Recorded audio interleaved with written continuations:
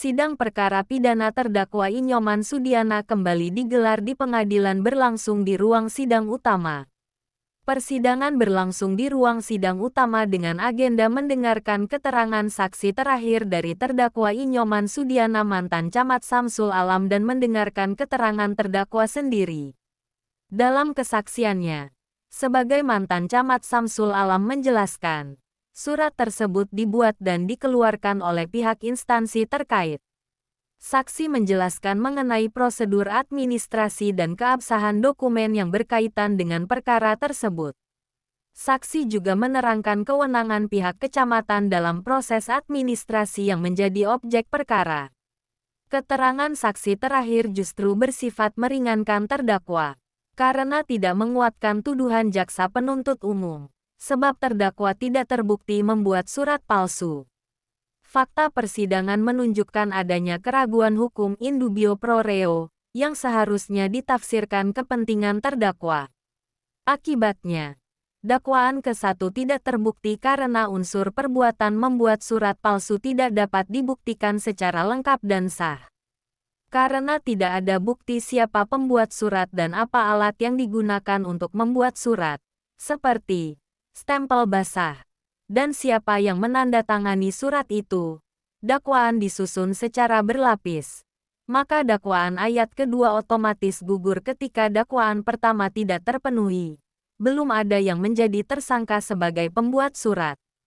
Dengan demikian, berdasarkan fakta persidangan, alat bukti yang diajukan, serta asas keadilan dalam hukum pidana, maka terdakwa Inyoman Sudiana seharusnya diputus bebas oleh Majelis Hakim Pengadilan Negeri Samarinda.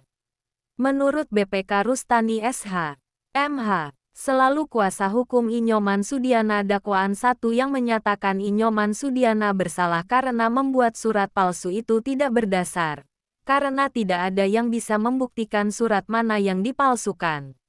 Dan ketika Nyamon di BAP tidak satu lembar pun surat yang disita dari tangan Nyoman. Sehingga di dakwaan kedua yang menyatakan menggunakan surat palsu dengan sendirinya gugur karena belum adanya tersangka yang didakwa sebagai pembuat surat palsu dan tidak alat bukti yang digunakan sebagai alat pembuat surat palsu seperti stempel basah atau siapa yang menandatangani surat tersebut, dakwaan pertama tidak terbukti. Menurut kuasa hukum Inyoman Sudiana, harapan Rustani terdakwa akan diputus bebas karena dakwaan jaksa penuntut umum tidak berdasar. Dasar hukum yang menjerat terdakwa adalah Pasal 263 KUHP Pemalsuan Surat. Ayat 1. Barang siapa membuat surat palsu atau memalsukan surat yang dapat menimbulkan suatu hal, perikatan, atau pembebasan utang, atau yang diperuntukkan sebagai bukti suatu hal, dengan maksud untuk memakai atau menyuruh orang lain memakai surat tersebut seolah-olah isinya benar dan tidak palsu, diancam pidana penjara paling lama 6 tahun. Ayat 2. Barang siapa dengan sengaja memakai surat palsu atau yang dipalsukan seolah-olah surat itu asli dan benar, diancam pidana yang sama apabila pemakaian tersebut dapat menimbulkan kerugian.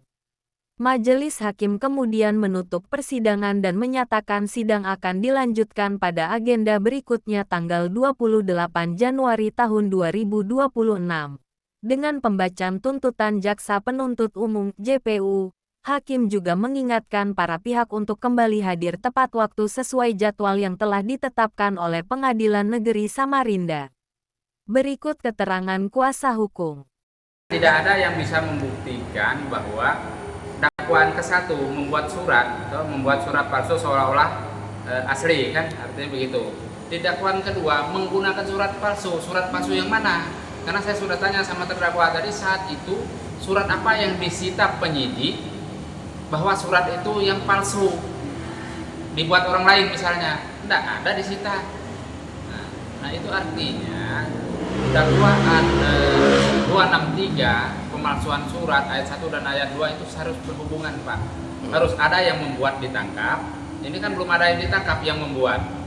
Nah, apalagi yang mengguna. Kok tiba-tiba mengguna di terdakwa, kan tidak masuk, Pak. Itu kabur semua itu. Itu dakwaan yang tidak jelas. Abskur libel.